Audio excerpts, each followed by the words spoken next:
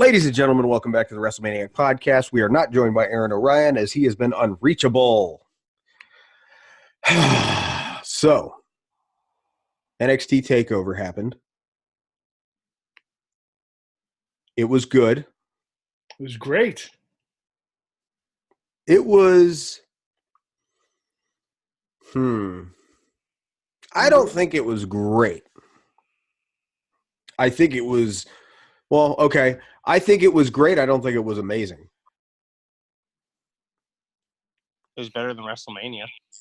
Oh, well, absolutely. So we're going to get into it. War Raiders defeated Aleister Black and Ricochet to retain the NXT Tag Team titles. This match was absolutely unbelievable. To see two big guys pretty much mock the style of Aleister Black and Ricochet. I'm not going that far. How far would you go? Ricochet does a springboard, and then fucking Hanson did a springboard. Yeah, there's only about a 200-pound difference between the two guys. Just saying. Not mockery. Mimic. Jesus Christ. You know what? No, let's get into some house cleaning shit before we do this, because I'm fucking irritated right now with one of you. Fair. I'm fucking looking at you, Blue Dust. What's up? You owe us rants. You are hereby banned from talking shit about Roman Reigns on the podcast until SummerSlam. I don't want to hear you talk shit about Roman Reigns at all. I honestly don't want to hear you fucking bitch about anything. Since you made a promise on this show, and you did it once. We're missing 3. No. There were a lot more. Where's there? Yeah, I think we did it. There were like 5 weeks before Mania. Oh, that's right, we did. So, yeah, we're missing 4. Yeah. You owe us 4 rants, and Friday's coming up in 48 hours, so you owe us 6. 4 total minutes. How hard is it? 4 minutes. Oh, I owe y'all rants. Other people are bitching because I owe them contracts. What do you want me to do? I want you to do your rants. I don't give a shit about the other thing. Rants. Yeah, what does a contract have to do with this podcast? It's supposed to rain all weekend, so I'll have nothing better to do this weekend. Good. So you're going to post 4 rants in a row so they get lost in the shuffle altogether. Perfect. No, I'll space them out hours apart. Oh, good. Or you could just, do one after this. Do one after this, do one Friday, do one on Saturday, do one Monday. That's not happening because the Dallas Stars playoff games after this. Yeah. There's no such thing as commercials? I'll let you know when I give a fuck about hockey and not this podcast. God damn. It only takes 60 fucking seconds. Trash. Pretty sure there's an intermission. Touché. Actually 2. Oh, 2. Yeah, 3 periods. Oh, 2. Woo. And an end of the game. How about that? And commercial breaks. Oh, what's that? So, you owe us fucking rants, and your penalty is you can't talk shit about Roman Reigns on your rants or the podcast until fucking SummerSlam. That is fine, because there's a lot of other shit I could talk about besides Roman Reigns is the least of the bitching right now. Oh yeah, I'm sure that. Great. I can't wait to hear why Jeff won't watch WWE anymore this week. So we're gonna talk about why WrestleMania was ruined in the first 3 minutes. Here we fucking go. All right, so back to NXT. War Raiders beat Aleister Black and Ricochet. I wasn't keen on the match happening in the first place. I felt like you could have put anybody else there. From the who, though? Tell me who. Street Profits. I know why. I mean, I think it was great because it was a great send off. Not just that, but they haven't really had much of a title reign. No, they haven't.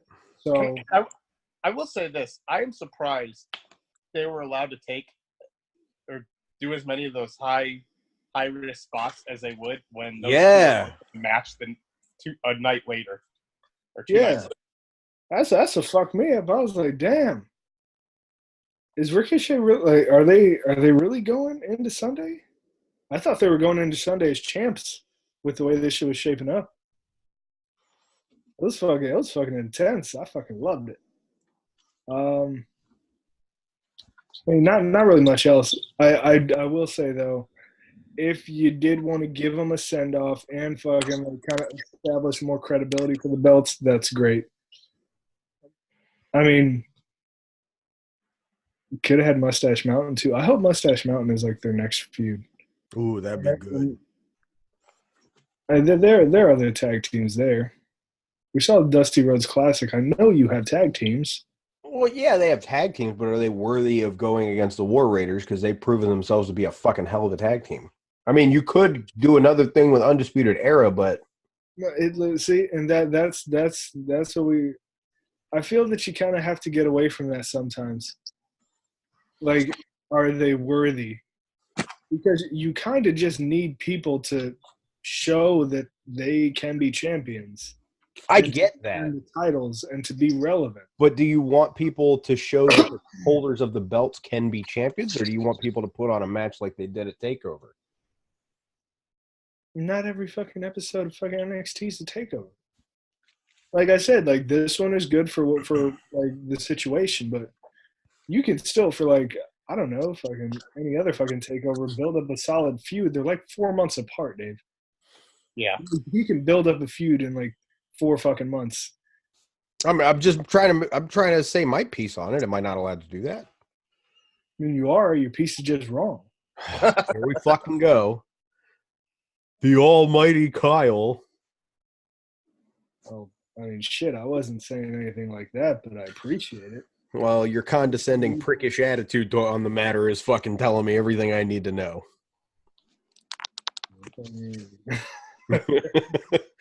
All right, let's move on. Velveteen Dream defeated Matt Riddle to retain the North American Championship. I was underwhelmed going into this, and I was overwhelmed coming out of it. This match didn't feel right to me. It didn't feel right at all, but it was still a great match. It felt one-sided on the first half, and it felt one-sided in the second half. There wasn't a lot of back and forth. No, which was like really interesting to watch it like all play out. Matt Riddle looked fucking beastly. Like, dude looked fucking violently beastly. I mean, that's great moving forward. I got no fucking issue with it. But this match felt weird. Okay. It wasn't like a lack of buildup or anything like that. It just felt, God, you know what? And this goes back to fucking Aaron last week. I mean, he's talking about the type of matches that like the Velveteen Dream has.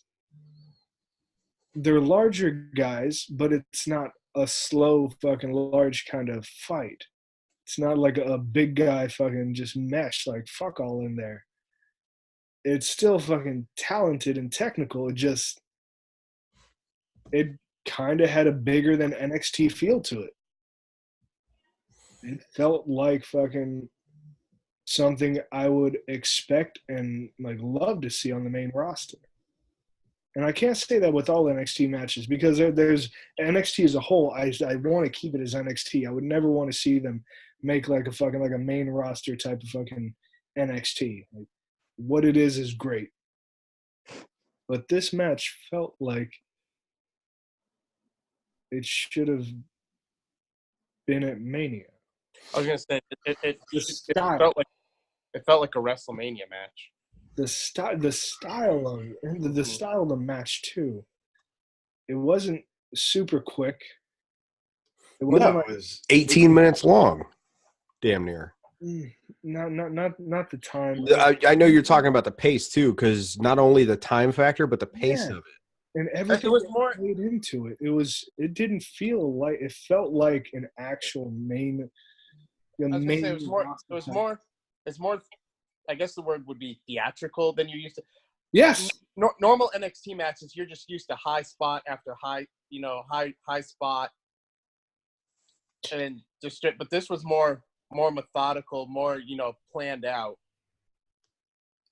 I would say they put more ring psychology into this match than the fucking back and forth fucking striking, or just like the sometimes over the top, but just nonstop action. So the match itself was great. It just didn't feel like it fit in NXT. Yes, there we go. Thank you. I couldn't. It's okay, Kyle. Words are hard. They are. For a match like this, words are fucking. They escape me. I was watching the whole match and I was like, wow, this is so good. But why is it here? Yeah, that's pretty much all a Dreams match. Aaron was right last week, and I hate that he was right because now I look at things a little bit differently. I told you having him come on this show was going to be a fucking sidewinder. The only match that comes to mind with Dream to where like this is an NXT match was probably the one with Gargano, and that's just because Gargano forces everybody to go balls to the wall. Yeah, that was even it's not like a slower pace. There's just so much more put into it from a non-physical standpoint with his matches. Yep. Him and Ciampa's fucking beautiful. Oh yeah. The one at EC3 that I saw, like it was a good match. It wasn't because of EC3 though. I would have liked to have seen a better match when I went to Brooklyn. I'm with you. I'm with you. It was a good match to watch. I was glad it was at the beginning of the card, but it would have been nice if it was better. Yeah. Good job, guys. You get a crisp high five. That's your payment for this evening. Maybe next time you'll work hard for a paycheck. One crisp high five. Do we have any more thoughts on this match? Because I want to talk about a spot that happened that really blew my mind. And that was when Matt Riddle German suplexed Velveteen Dream over all three ropes and he landed on the fucking crown of his head. Dude, that looked – I was sure. That looked so painful. As soon as this happened, I was like, man, this dude's got to be out. Sure should he? I don't know. You want to know what's fucking crazy? I don't know if they had already had it planned or if they saw this and did it, but I'm pretty sure it was Kota Ibushi. Same fucking thing the next night at G1. And I'm not going to lie. He made that shit look a lot smoother. Did he? Yeah. Yeah, he fucking did. Oh, boy. I was like, I know. That's why I'm so upset he doesn't fucking goddamn translate well. Fuck. I would kill to see fucking Ibushi in fucking NXT. Oh, man. Any other thoughts? No, I fucking I loved it. Next, we have a match that we all loved. We all loved. But one of us did not like the result. I fucking loved it. Walter defeats Pete Dunne for the United Kingdom Championship. Yes. You watch NXT UK, it all makes sense. Because when he comes out and the crowd starts chanting, Walter's going to kill you on his first step through the fucking curtain, you already know he's over. Go ahead, Blue Dust. Give us your thoughts. I wouldn't say I hate it. That's not what you said the other night. I do absolutely. Let me rephrase that. I hate it because I absolutely love Pete Dunne. I get it, but I fucking hate it.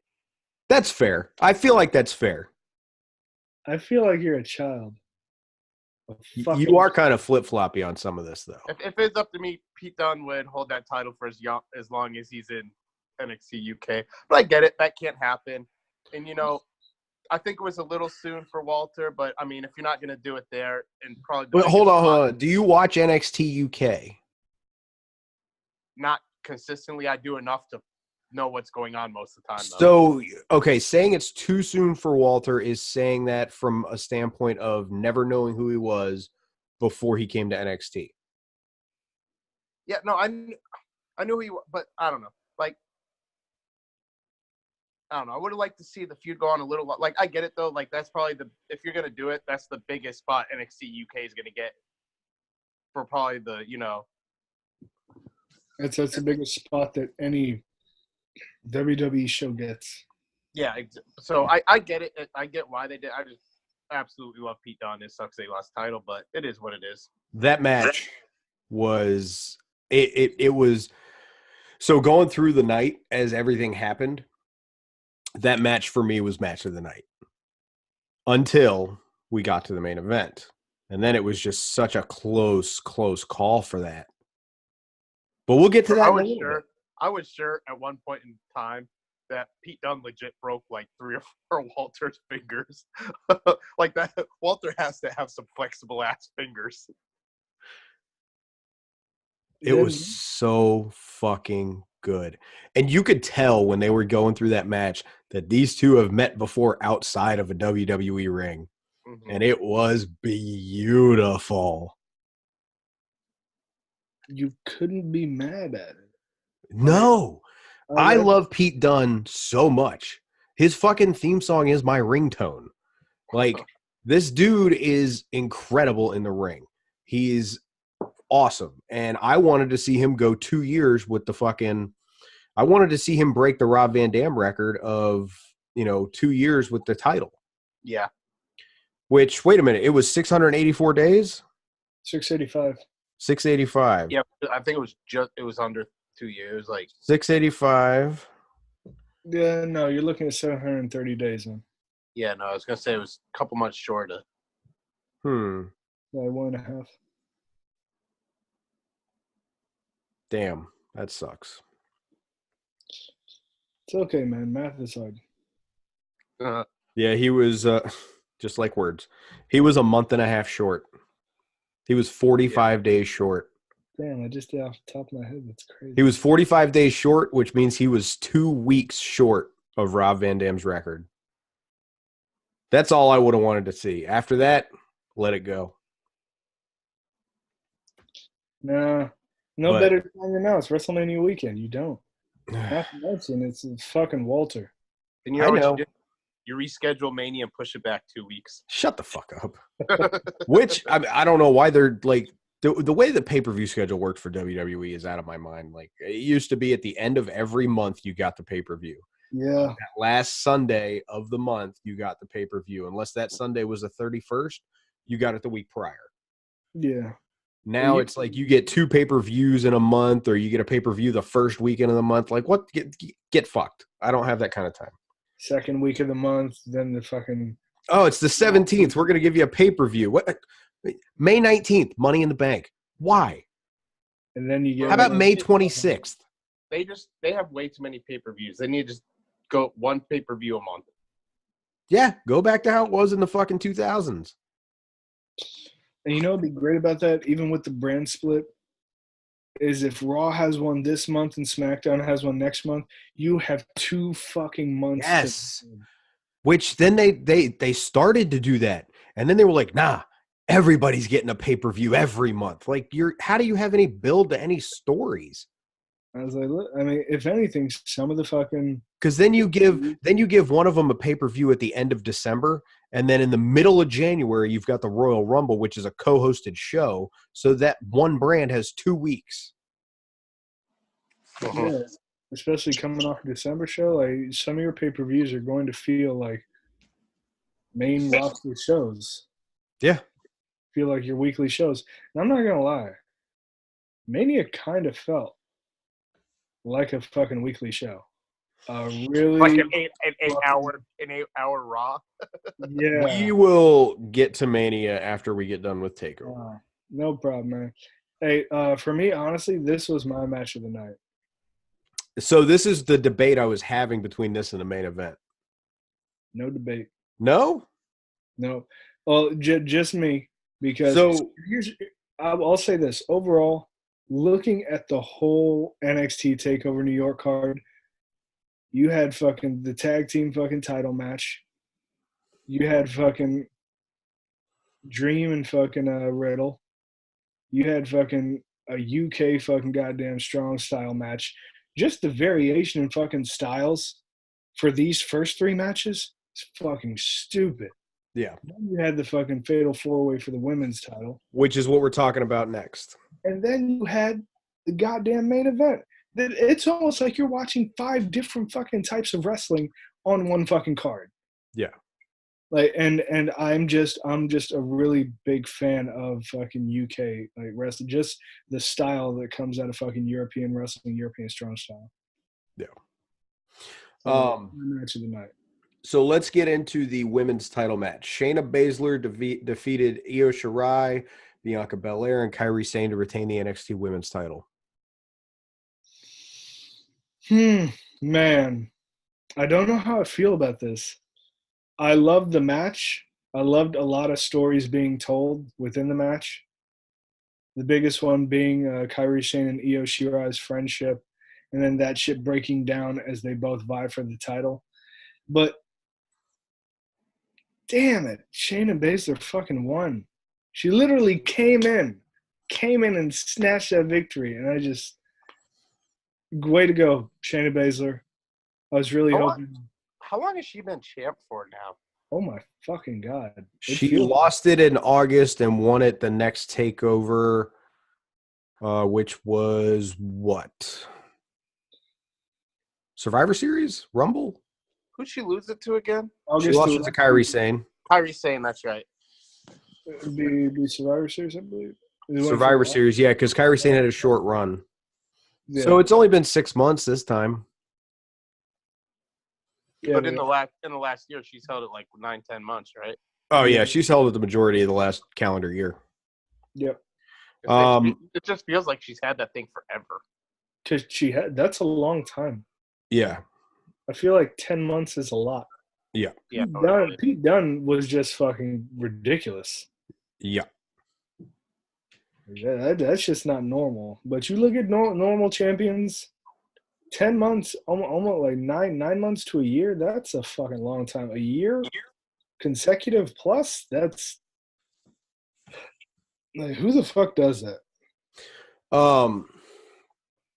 So what are your thoughts on this match? Because I'll be honest, I couldn't get into it for some reason. I don't know why. I couldn't. So I caught glimpses and bits and pieces of it, but I couldn't get into it. So all I caught was the beginning, a few spots here and there, and then the end. I just like, how long is she gonna hold this title for? Let her keep holding on to it. She fucking does great work. And look at that fucking women's division. But also look at how long Asuka held the title for. She never lost it. And Exactly.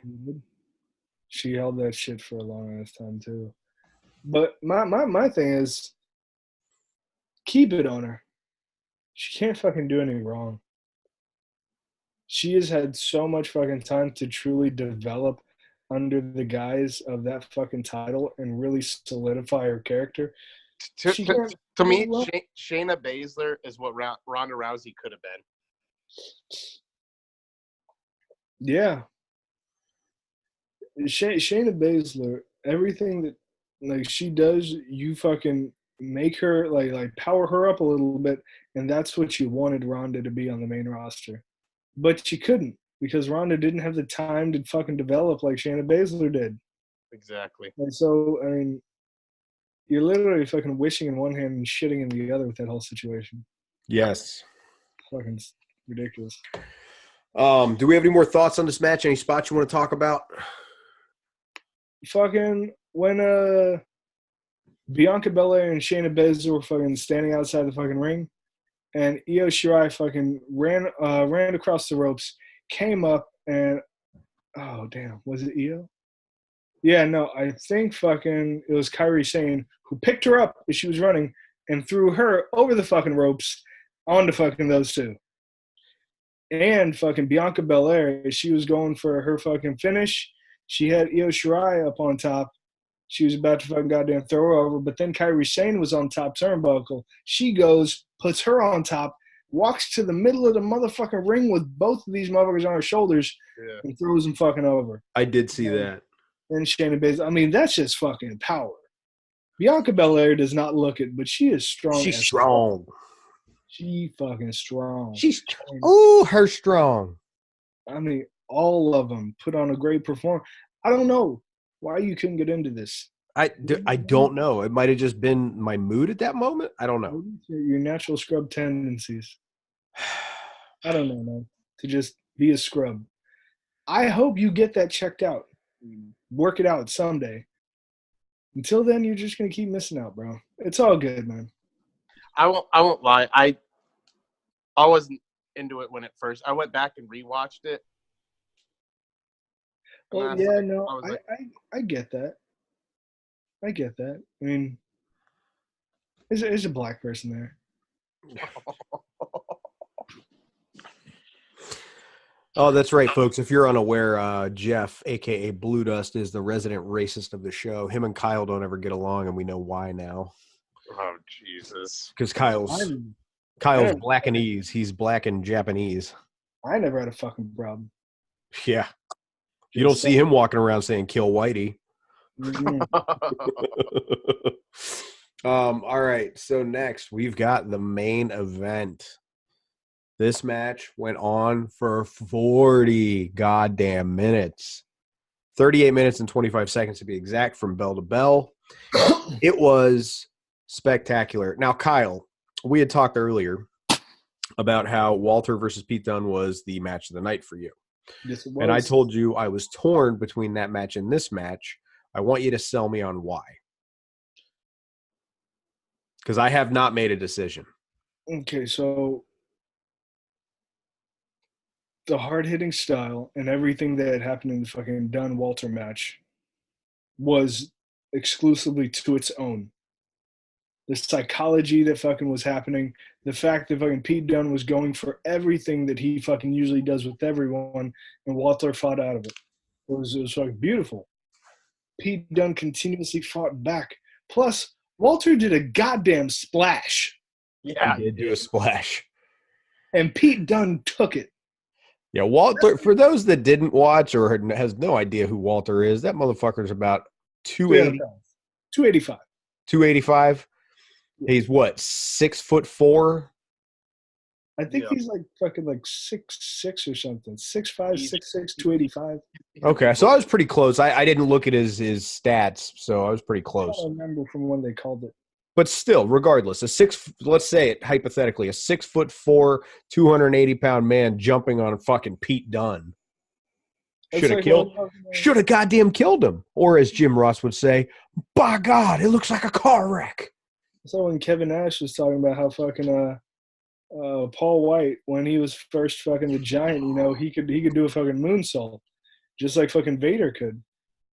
Paul White, yeah, no, he. I knew Vader could. I didn't know Paul White could. He did a moonsault once, and they were fucking talking about it. Fucking Kevin Nash was like, well, fuck that shit. I ain't taking that. I'm trying to like pregame a fucking imagine. You show me someone who's taking that shit. Yeah, Pete Dunne took that shit. Yeah. Okay, so that's a quick rundown for like Walter and Dunne. This match was fucking great. They had a lot of things fucking going into it. The whole fucking Johnny takeover, the animosity that they had built up was beautiful. This should be the fucking staple for Iron Man matches.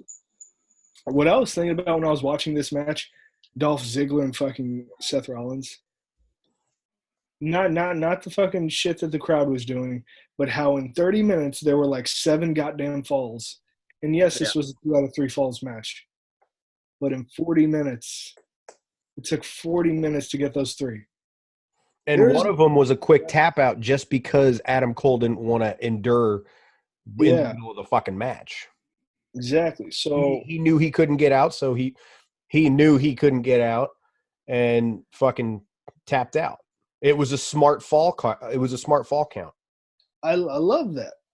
That to me presents a whole nother level to ring psychology in matches like that, especially for a developmental brand. True. I mean, regardless of what Adam Cole has done outside of WWE and what Gargano has done outside of WWE, that was a fucking veteran move right there to add that into that match. Now, all this being said, what really stops it, I have trouble finding things wrong with the Walter Dunn match.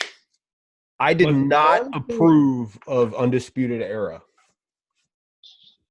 I understood it.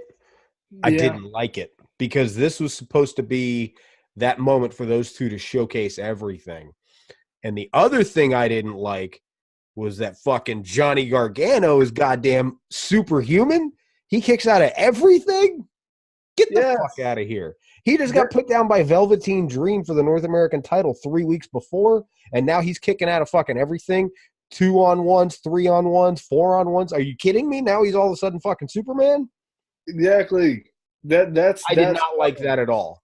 That is why Walter versus Pete but it is made my match of the night. It made sense. No, it didn't. Yeah, especially since he take away 3 I'd say of 2 the kickouts, and it all makes sense.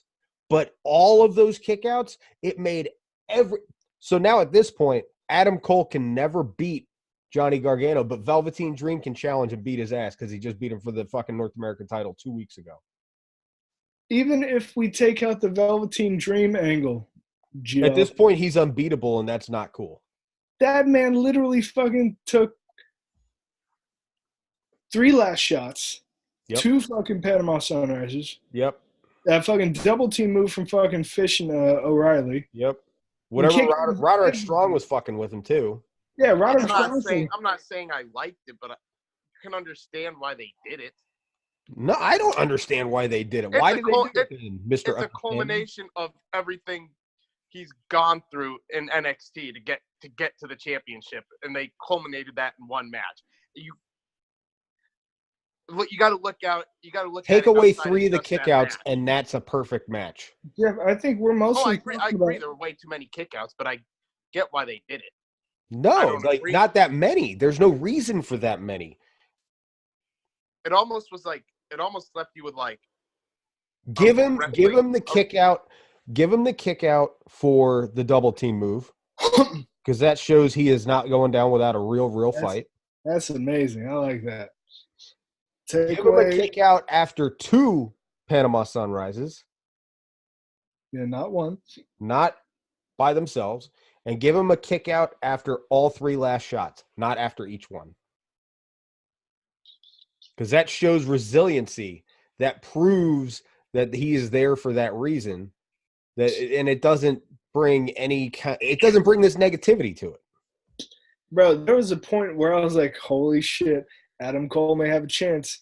And then I can't give you the time, but when I started fucking watching, like, we get towards the fucking, like, I think it's like the last shot, he was down.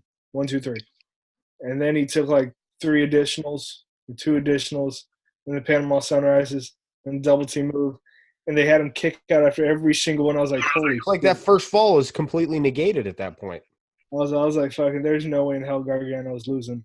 Like, he just keeps kicking out of shit. There's no – after the double team, I was like, oh, damn, that's intense. And then the Panama Sunrise, he still kicked out. I was like, oh, yeah, there's no way in hell. He's not losing. They will not fucking – they will not let this man lose.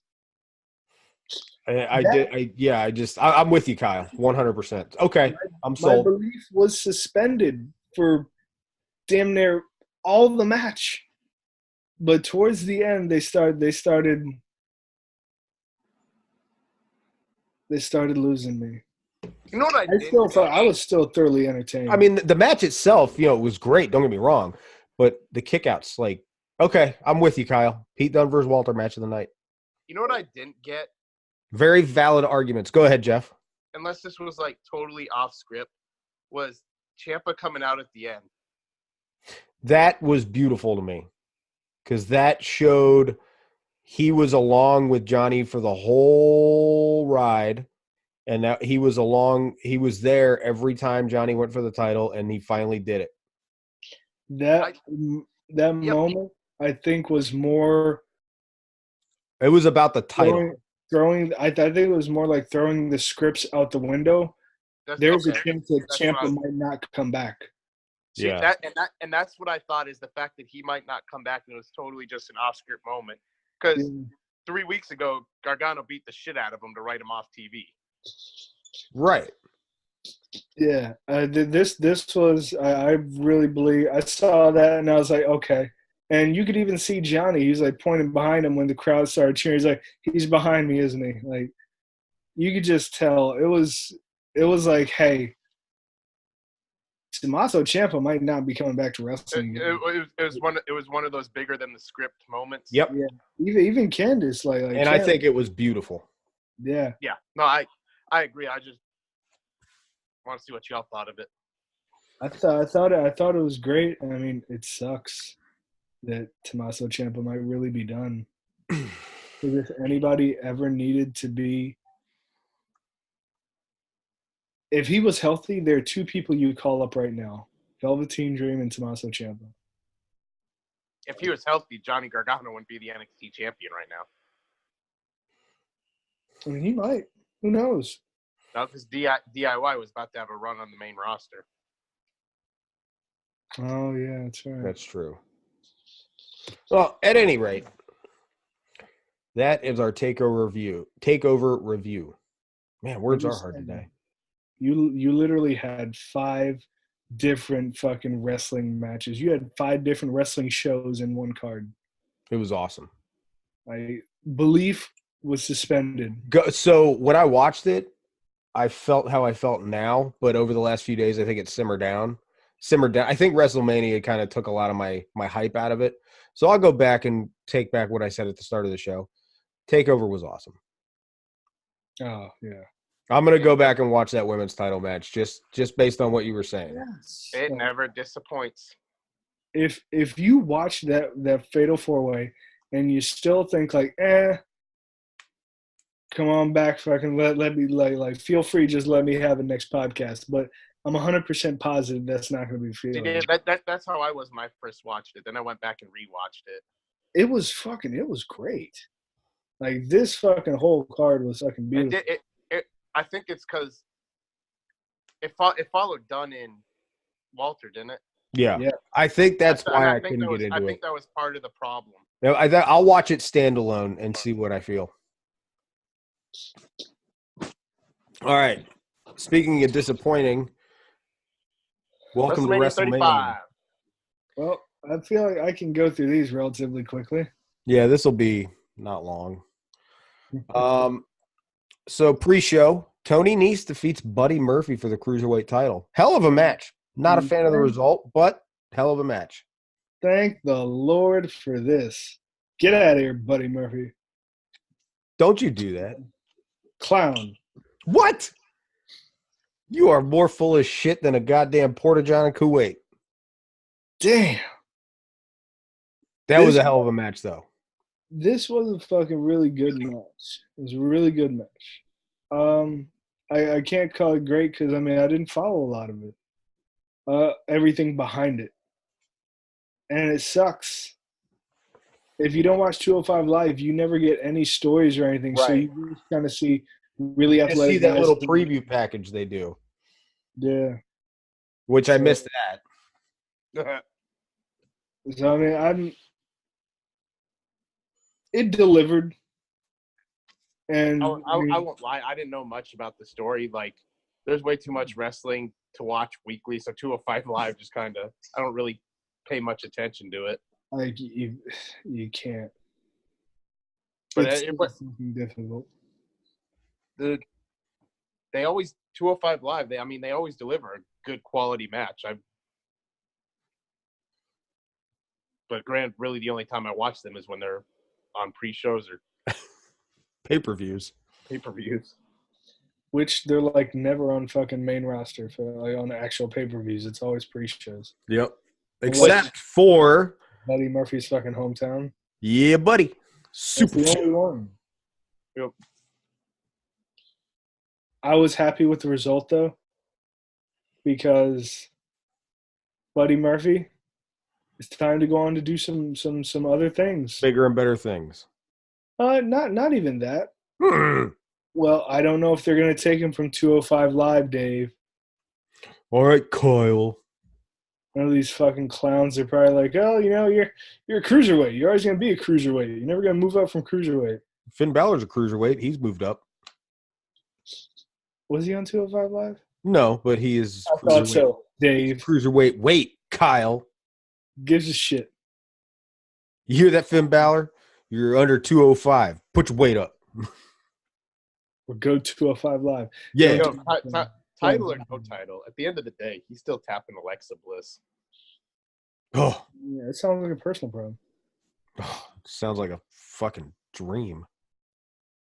To each their own. Anyway, next, Carmella won the Women's Battle Royal. Not too sure about that one. Was this just a hometown win thing? Or I think so. I think this was a feel-good WrestleMania. Well, it was a terrible hometown thing. It was in fucking from New Staten Jersey. Island? Yeah. Not the fucking same. You know who would have been a hometown win for? The actual Jersey girl.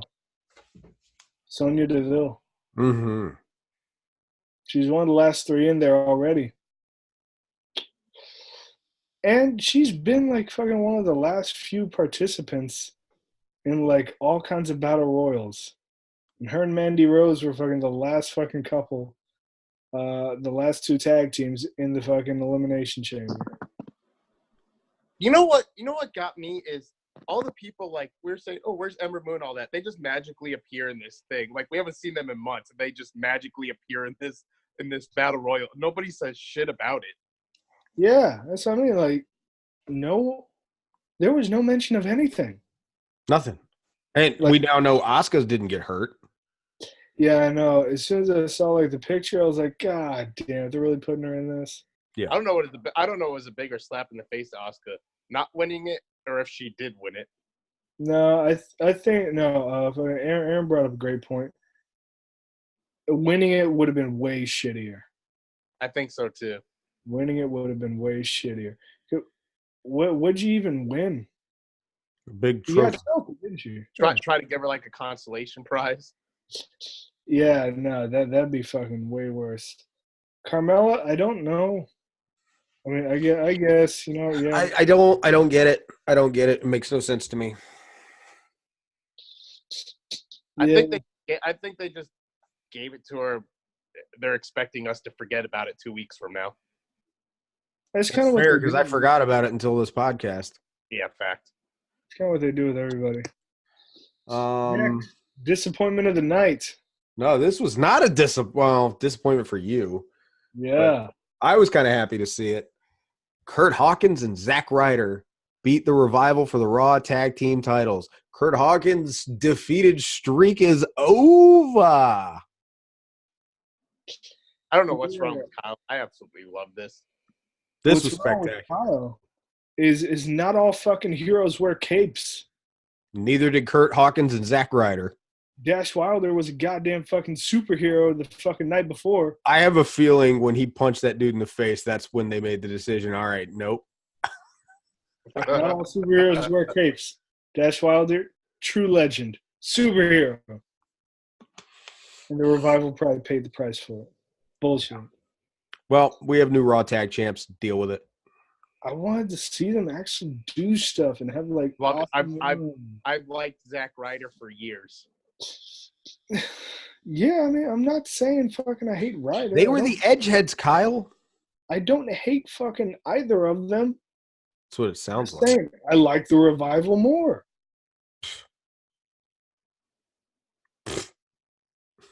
Disappointment of the night. Really? This is your disappointment of the night? I've got a couple coming up that you might feel like are a little bit worse. Disappointment of the pre-show. Okay, disappointment of the pre-show. Really? Disappointment of the pre-show? Not Carmella winning the Women's Battle Royal over Sonya Deville? Actually, no.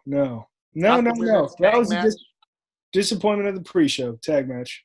Well, no, the match was a good match. It was a good match. Surprising because not those two are not on TV that often. No, the not fact at all. that Ryder and Hawkins fucking won, that's my personal disappointment of the pre-show. All right, we're going to move on so we can get to worse things. Braun Strowman won the Andre the Giant Memorial Battle Royal. Called it. Last three people in there. Absolutely horrible. The This two match Saturday was Night horrible. Live guys and Braun Strowman. Trash. Next. Yo, I love how we all picked EC3 though. That dude was like the third one eliminated. Yes. I saw that. I was like, wait, what? Got him. It was like you're blinking, EC3 was gone. All right, so now we're on the main card. I went back and watched this opening match, and boy, did I want to throw something at my TV. I told you so bad. Seth Rollins beat Brock Lesnar for the Universal title, bell to bell. No. Rewind. The reason WrestleMania got off on the bad foot is Hulk Hogan had no goddamn business being anywhere near WWE after the shit he said. Fuck him. Keep him off TV. All right, so the reason WrestleMania started off bad is because let's not attack fucking one person. Alexa Bliss. What the hell kind of moment is that? Trash. I didn't watch that.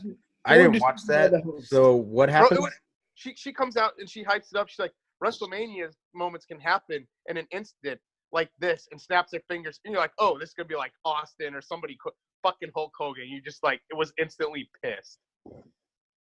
And now let's talk about that and step away from the racist on racist text. Yeah, I really don't like the racist on racist crimes we got going on here. Shut the fuck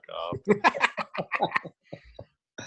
So he did the whole fucking like Silverdome thing. Like, I'm glad to be in the Silverdome thing. Got a little cheap heat for it. And then he looks up, and you can clear as day, even on TV, see the words MetLife Stadium. So I assume he's gonna say, "Boy, am I glad to be here in the MetLife Stadium." No, MetLife Center. This dude literally like probably 20 letters. These letters had to be 30 feet across. MetLife Stadium. And you can like the way the camera angle is, you see Hogan and then a big ass sign in the background, MetLife Stadium. And this dude, just kidding. I'm glad to be here at the MetLife Center. And for a minute you're like, oh, he's fucking around again. Nope, he's just retarded. I was like, damn, man. Come on, man. How do you? It's like someone holding like cue cards in front of you and you still fucking fuck it up. All right, let's move on. We've spent more time on this segment alone than we did on the whole fucking pre-show. Fuck Hogan. All right, there you have it, folks. That's Hogan talk. All these damn hate crimes from you. It's cut. Never mind. I'm not going to say it. No, your own kind. Did he not invite you to the rally? Is that what's going on here? All right, we're moving on. Seth Rollins defeats Brock Lesnar to win the Universal title in 2 minutes and 30 seconds bell to bell, not counting the ass whooping he received prior to the match. Here's my question, is how do you get these shit beat out of you? Like this dude thrown over did you see this dude's back?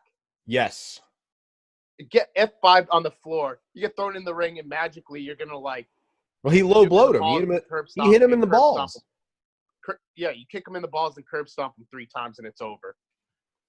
You hit him in the balls, dude. I'd be down for that. Or down up from that, not for that. Don't kick me in the balls. I feel like Rollins had the potential to put on a good match with Lesnar and they just fucked it all up.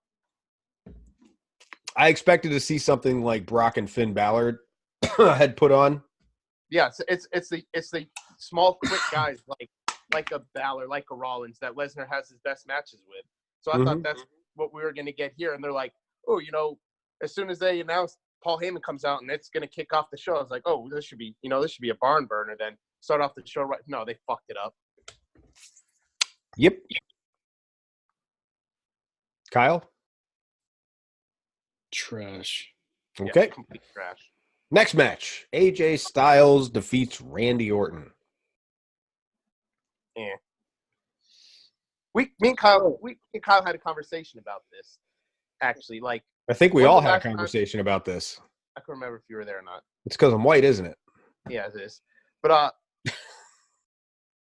when's the last time you could? Did I not saw invite Orton? you to a rally? When's the last? Are time you saw upset Orton? about not getting invites to these things? Is this what you want? You want to come down to Charlottesville and burn it down? Jesus Christ! Yeah, people that don't know us are gonna listen to this and think I'm really racist. But anyway, Aren't you though? you had certain questionable reactions in Idomania. Yeah, we'll get to that here in a little bit. One match. Nah, Anyway. we'll get to that. You hold your horses there, fella. Calm your hood.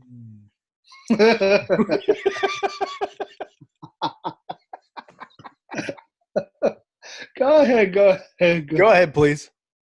When's the last time you saw an Orton match where like, oh my god, that was an amazing match? See, I tried Versus to Chris Benoit, SummerSlam 2004. 14 years ago, 15 years ago. Fuck! Holy shit! Holy And fuck! don't get me Actually, wrong, that's not true. That's not 100% accurate. Oh fuck! Mm, Gotta go back and fucking. any match he's had with Edge, any match he's had with Benoit, like I mean, he's had some matches that were Okay, good. we have to stop saying any match he's had with Benoit. Benoit's been gone for like 13 years. We need to try and think of more recent Randy matches that have been like. Okay, his Legend Killer phase. But that was more Wasn't that it was still more like a decade promo ago? work than it was anything else. That wasn't matches per se. Okay, his stuff with Mick Foley. Okay, 2010, 2011. It's more recent than 04. I mean, that's still fucking 8 years ago, dude. We're single digits now. We're getting closer. That's what I'm saying. Like, I was really thinking. This is what Jeff hates. Progress.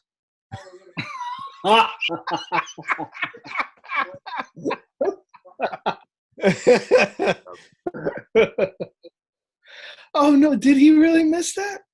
You missed it. Oh god! That was the inappropriate joke / comment of the night so far. Oh, that was the I- most I- wonderful. Oh, it's lost its luster. Don't worry, I can reboot it for later on. I've got a perfect spot to throw it in there. Damn. Okay. All right, so anyway, it's been a while since we've seen a spectacular Randy Orton match. Even his match with Daniel Bryan, Daniel Bryan carried that match. This one was. This one was. It moved along. It was a good. That's a good way to put it. It moved. It was just trucking along. You know what? It was a good main event for SmackDown. And that's what kills me is because I was like, I love AJ Styles, and I was like, AJ Styles, Randy Orton's got that RKO. I mean, they can make it a great match. No. And It hurt. it never quite got there. Yeah. Yeah, it was moving along, and then it just kept moving. And then it was over. Yeah, it plateaued and then just kept going and then done. Yeah, yeah. I don't think there's a whole lot we can say about this 16-minute and 20-second OK fest. Was it really that long? Mm-hmm. That's it moved along. It was really that long bell to bell, and it felt even longer. Yeah. Yeah. I thought that match went on like 30 minutes. No, actually, on WrestleMania, not one single match. The longest match was 24 minutes and 45 seconds. And it wasn't even for a title. Well, let's go for the next match. I don't know. To me, maybe it's just me, but I think as he's getting older, Orton's just getting lazier. I could agree with that. Fair point. I'll have to think on this. Next match, the Usos defeated Aleister Black and Ricochet, Rusev and Shinsuke, and The Bar. The bar. The Bar. The bar. The Bar. Bar. Bar. What, do you not like them because they're not American? That's fair. I hate y'all. Well, I know why you hate me. I get it. It makes sense. It's because I didn't invite him to anything. Okay, well, I guess that makes sense. So we do understand the hatred. It's because my shirt's black. There it is. This match was kind of all over the place a little bit. This match was fucking like nice. It was good. Don't get me wrong, but it was just there was so much happening. It was super hectic. Yeah. Aleister Black and Ricochet need tag team titles. No, they don't. No. They don't need them. They don't need them, but I want them to have them. That's a better way to say that. I'm really surprised given Ricochet. And what's so perfect about that tag team is they can say few words. Don't have to do a lot of promo work. Their in-ring fucking talent will carry them so far. I really don't think they've said anything since coming. Have they? Since coming up the main roster, They gave him a scripted promo in the back with Lana. Oh, that's right. Okay, yeah, I remember that now. Yeah, really. I was like, yeah. It was very awkward, and you could tell it was scripted. I was like, no one says this. Who even wrote this? Do you even go here? Ricochet does some shit like you see people like do into a freaking pool or something. Like no human being should be able to do that stuff in a wrestling ring. I know. That's why we love him. For lack of a better term, fucking incredible. He's a unicorn. They would be they are a classic case of the man makes the title. Yes. They don't need the titles at all. They do not. Their in-ring ability speaks for itself. What gets me is like in NXT, they never really worked that much together. Yeah. But there was also life before NXT. I understand that. But then they just kind of like, here, y'all are going to be a tag team. And they've been they look like they've been tagging together for years. Well, you have to remember, like that's the way I think about this. What I love about it is, yes, WWE's bringing in fucking like indie talent at breakneck speed, but these guys are all fucking veterans. I don't care how much I have to listen to fucking Michael Cole's ignorant fucking ass fucking talk about. Yes, I said it, Michael Cole. Come at me, bro. He won't. He won't at you. I wouldn't even know how to respond. I'd probably have to get some Instagram fucking classes. For those that don't know, Kyle is social media retarded. Challenge. He's slow when it comes to the medias of social. No, but like most of the damn near like all these fucking indie guys are all veterans in their own right. They've been doing this shit for fucking so long. Yeah, really adopting, like, or not so much adopting, but adapting to the way WWE does things, does television and does their shows. But outside of that, these guys are all fucking like veterans in their own right. They know what they're doing. And just getting used to the feel of WWE TV, I think that's probably one of the hardest things. And they did that on fucking NXT. So they just made a transition to the fucking main roster and boom. Golden. Yep. And it happened. It be like that sometimes. Yeah. Look at Kevin Owens. True. Sami Zayn. Well, we talked about that last week. That's not Sami Zayn's fault. That's true. It's not. But he still puts on fucking hells of matches. Yeah, I mean, it's not Zayn's fault. They don't fucking push him. They don't really give him much. Are we good to move on? Yep. Yeah. Shane McMahon defeats The Miz in a Falls Count Anywhere match, and all I gotta say is I hope The Miz is not broken. I'm thoroughly convinced that this wasn't the planned ending to the match. I am as well. I don't think Shane doesn't win his matches he fights in. Yeah, no, he hasn't won a Mania match in He hasn't won a wrestling match in I don't know how long. I'm not counting the fucking tournament in Saudi Arabia. True, he just bumped into that. He has one of the worst records of anybody. He doesn't win matches. He goes in them to put on a show and put people over. Yeah. So the last time I remember him actually winning a legit wrestling match was when he fought the Big Show and Test came out to help him out in that last man standing match. yeah. You remember that, Kyle? Yeah. Where he did the diving elbow off the fucking stage? I remember that shit. I don't. Wasn't he being hung up? Yeah, Test took the camera boom and hung Shane up on it. Back when wrestling was wonderful and we could talk great things of the pay-per-views. We could also talk fucking even worse shit. Oh, absolutely. Lows were lower and the highs were higher. Who did he fight last year? Was it AJ Styles? No. For that.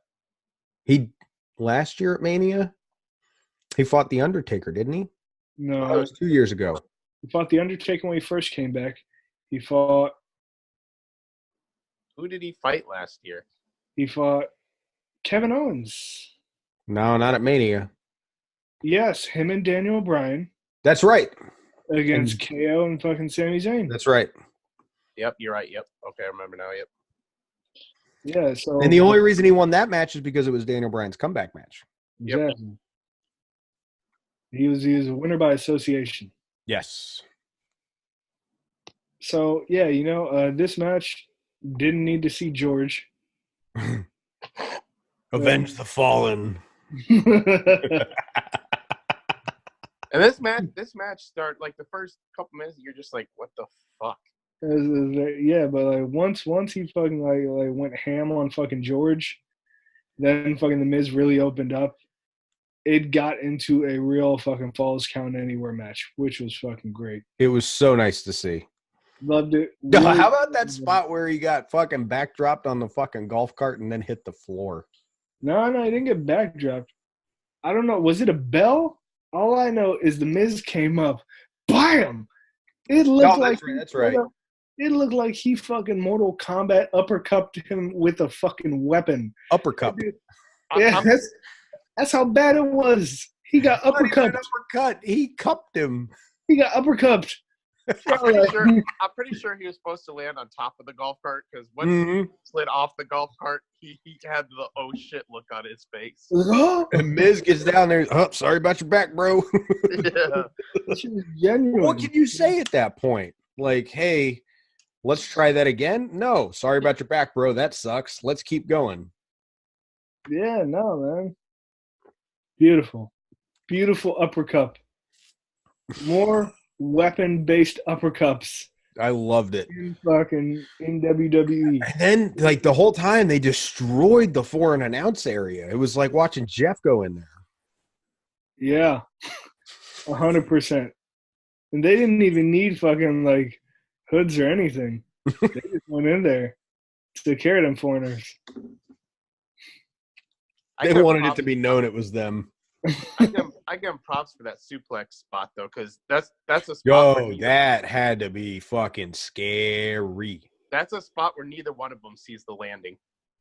Not at all. And Miz is just falling backwards. That had to be something. I would say I would give that to. I'd throw that one right up there with fucking Kurt Angle, Shane McMahon. Throwing suplex through the glass. Yeah, because you don't know. You're just fucking here. It's a guessing game. Yep. Am I gonna die at this point in time? Well, fuck it. If I die, I die. Yo, when Angle threw freaking Shane, that glass didn't break because Shane just all of his head on the concrete. It still hurts me to watch it because I hear the thud. Like the first time on both sides, like you just hear the fucking thud. Have you ever seen the interview on that? Yeah. They went back there and Vince was pissed. Yeah, he said he was like, "Thank you for what you did." He's like, "But neither one of you never do that shit again." Yeah, I think he's like fucking Vince fucking thought they were like ignoring him. He's like literally concussed I don't even know. Angle's like, I thought I broke his neck. He's like, but he got up and he was like, throw me again.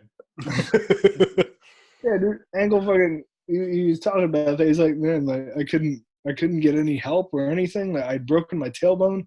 Ref's like, you got to get him back in the ring. I'm just not one. Didn't he drop him on his or land on his head again, trying to come back through the glass?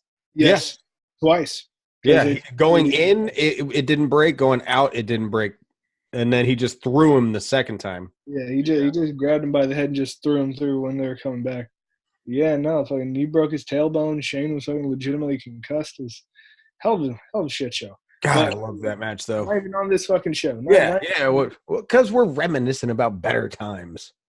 Yeah, well, let's back to the land of disappointment that is WWE in 2019. One of the disappointments of the night: fatal four-way for the women's tag team championships. I don't like the new champs. So please tell the fans what I said, Kyle, at the start of this match. You said all the Iconics are going to win. Watch the Iconics win. But here's the thing. No one believed that. You didn't even believe it. Fuck no, I didn't believe it. And then it happened. I was like, I'm a psychic. No, you're a clown who just throws out random shit.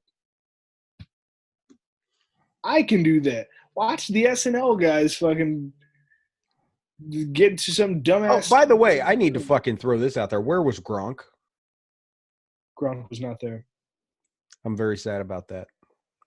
Yeah, no, I figured Gronk is taking time off to do Gronk things. He's just out there gronking around.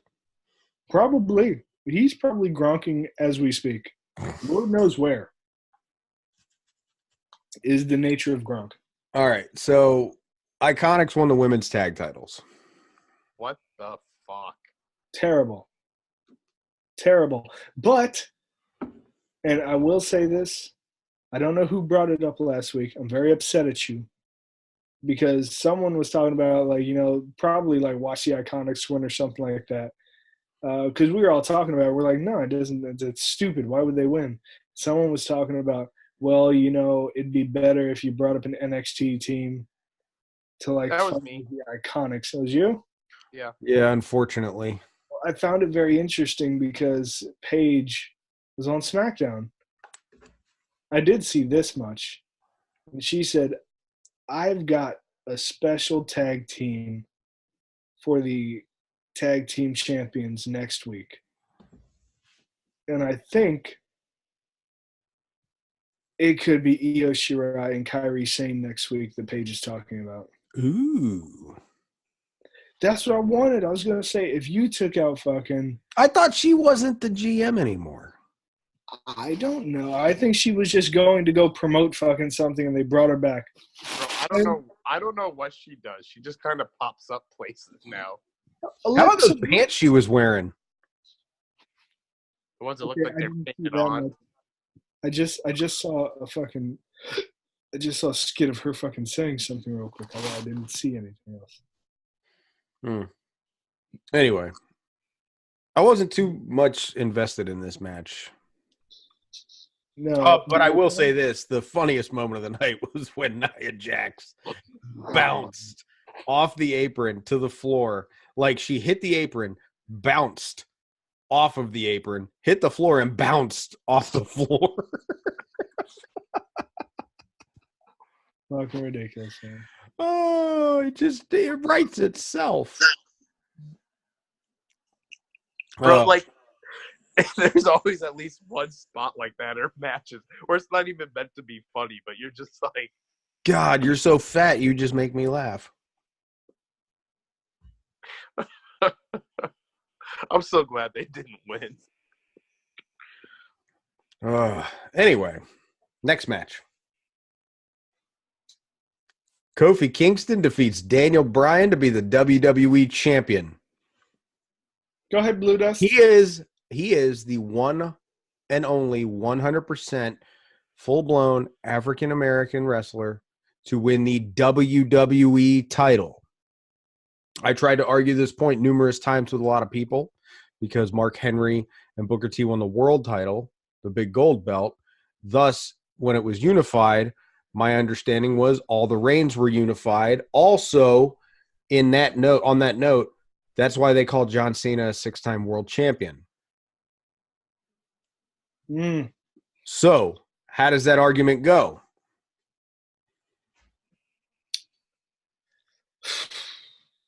How do we do this? How do we as wrestling podcasters look at this? He's the first ever African American WWE champion. Period. Okay. If he's the first one to hold that physical belt. Okay. It's not the world championship, the world heavyweight title. No, that was the WCW belt brought to WWE, and they just took off WCW. Okay. That is it. That is not the WWF, the WWE belt. No. Okay. Kofi, I'm just looking for an honest opinion. No need to get worked up. No. Settle down over there before Jeff finds his hood and his pitchfork. I'm getting worked up because I'm thinking back to Sunday night. Oh yeah. When Kofi won, I would like to use a term for that, and it's something that Jeff hates so much, and this is what we call progress. I won't lie. I'm huge Daniel Bryan fan. Huge fan of this heel turn. Huge fan of the run he had, and I absolutely hated the end of this match at the time. But I will say, watching Kofi on Monday and Tuesday, it's growing on me. Don't really fucking goddamn backpedal now that you're on fucking goddamn live podcast. You were about to turn off Mania. Disparaging comments. You said this match is bullshit. Kofi is not worthy. Kofi doesn't deserve to be giving them credit for the 23 minutes and 45 seconds bell to bell that they went fucking balls to the wall and put on a hell of a match. Not giving this man credit for the previous 11 goddamn years. He should have been a champion way before now. What makes you say that? He actually has been talented, and there are a lot of people in the past decade who have held that WWE title who literally are not nearly as talented. Some probably aren't even with the fucking company anymore. Hold on, I gotta see Roman Reigns. Oh, I said it. He's held the title multiple times. Kofi hasn't had it once. I hate that dude. I fucking hate that dude. What is happening?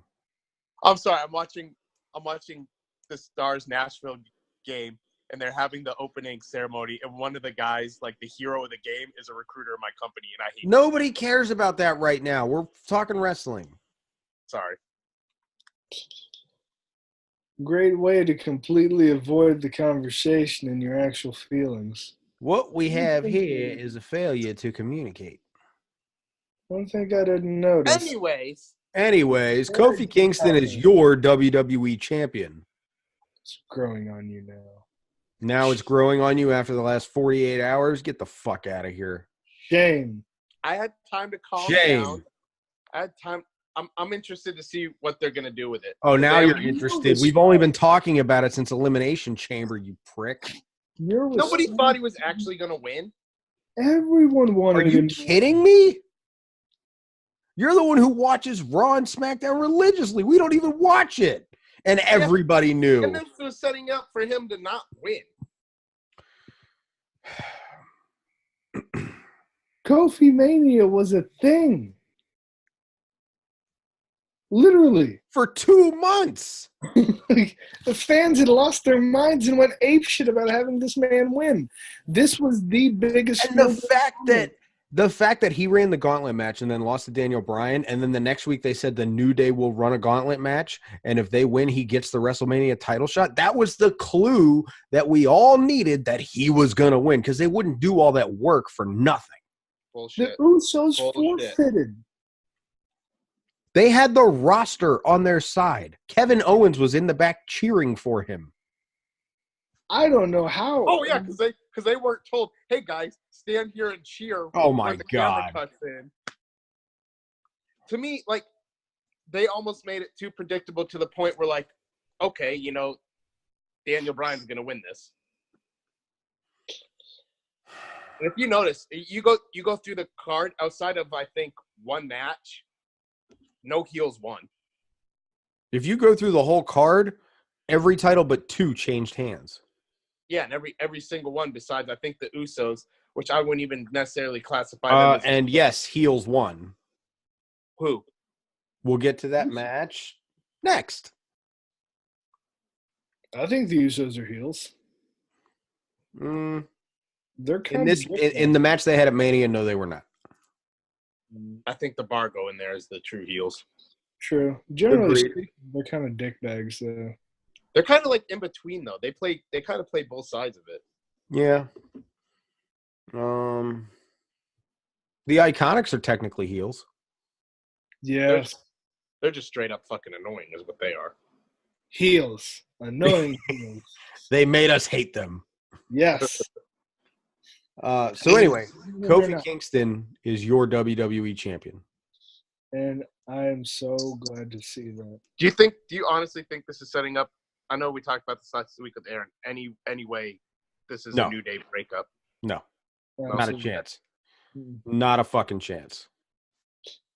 Dude, you were so mad at this result, you were yelling at his kids to get out of the ring. Yeah. Those kids didn't have anything to do with it.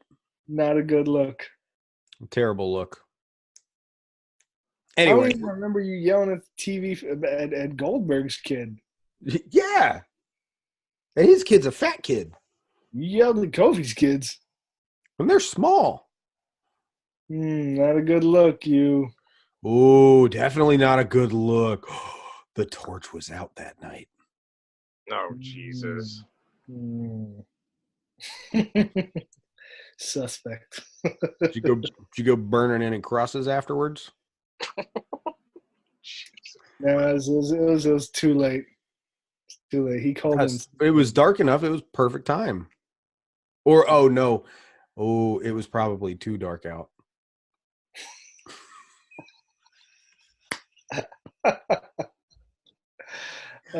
He's not even listening. All right, we're going to the next match, which a heel won. Samoa Joe retained the U.S. title in... Oh, yeah, I forgot about this one. The shortest match of the night, clocked at exactly 60 seconds. I feel like this was just the U.S. title has to be defended type thing, and let's just get it over with.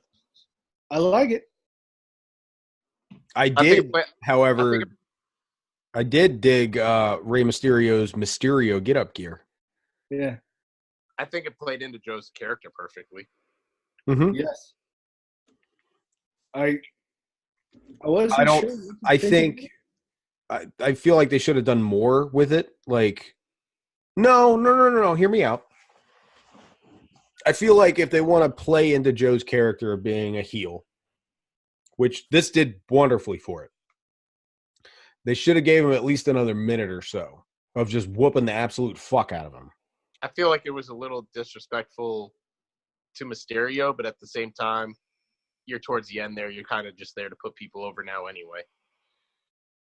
Two things. One, Ray did injure his knee or ankle when he was, I believe, wasn't that with Kurt Angle? Yes. Yeah. So he was still a little bit injured. He didn't fight Kurt. He fought Baron Corbin. He fought Baron Corbin. I can't remember who he fought. Yeah, well, whatever. But he did get injured, so he was still injured from that. But yeah, I didn't know that. That makes sense now. Then, not just Joe's character of being a heel, but Joe as a heel.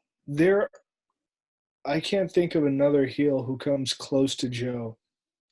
I mean, Drew McIntyre's a good fucking heel, but as far as like promo work, Joe fucking destroys it.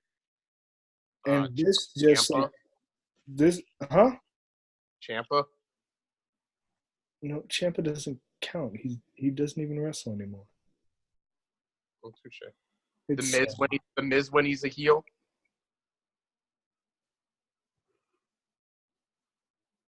Mm. Daniel Bryan.